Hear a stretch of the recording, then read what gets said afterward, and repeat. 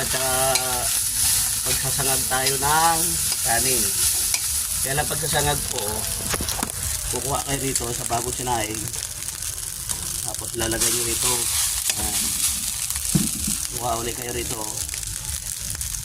Tapos lalagay nyo rito. Kung ano lang gusto nyo. Kasi paborito, parang gusto ko sa ganitong umaga. Masarap to eh. Ang pinapin ko talaga to eh.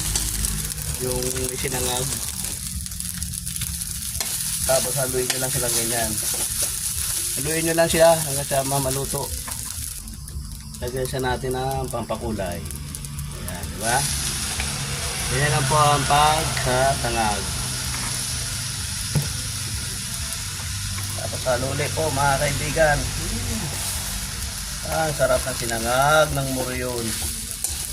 Kita nyo yan mga kababayan, sa muryon. Sa umaga masarap to lalo pag